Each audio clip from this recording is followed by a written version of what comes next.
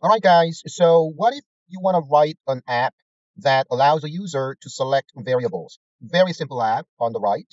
So you can see that the user selected two variables, MTG and cylinder, from empty cars data set, right? So again, as we briefly talked about in the introduction video, solution for the problem of indirection in this case is all of function.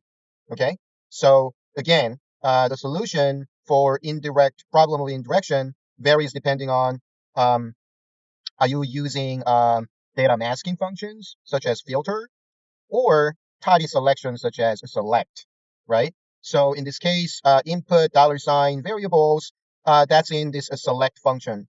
So the solution to make it clear to Shiny that this is data variable is using this all of function. Okay, so let's do that. So this is section 12.3. So section 12.3. Okay, so let's save this 12.3, and then let's delete everything. Shiny app. All right, so it's a very simple app. We need select input function, right, and table output. That's all. So select input, right?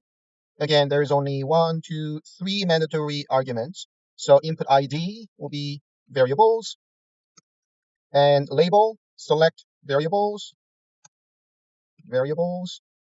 and choices, right? So choices here, columns of empty cars. And then we need table output. And then output ID, let's call it table, right?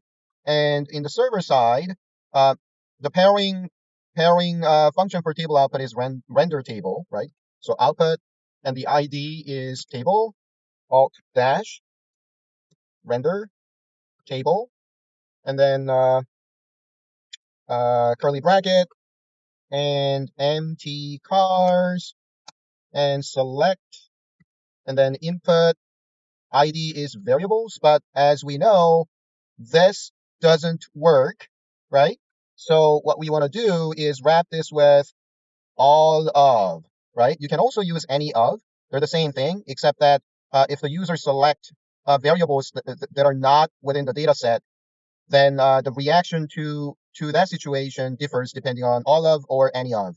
All of will throw an error, right? If the user enter anything that's not one of the variables in the data set. Any of will just ignore, okay?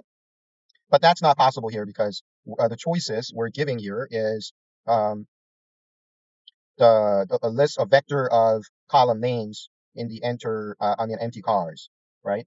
So there's no room for error. So it doesn't really matter what you use, all of or any of. Okay, so if you run this app, all right. Oh, I see. So this this app here is initialized to null. Um, so what you need is to tell Shiny to hold off until um, the user selects a variable here. Okay, so what we need is require, and then input variables, right? And then let's reload. Oh, I see. So could not find function pipe operator because we need to load the tidyverse package, right? Because this pipe operator is from the deployer package, which is a part of tidyverse. So library, tidyverse, and then reload. Oh, and the other thing is currently it only selects one variable, right? So here we need to add another argument. So multiple should be true, and then reload, right? So now let's select MPG and cylinder. It selects multiple variables, right? We can add more like that.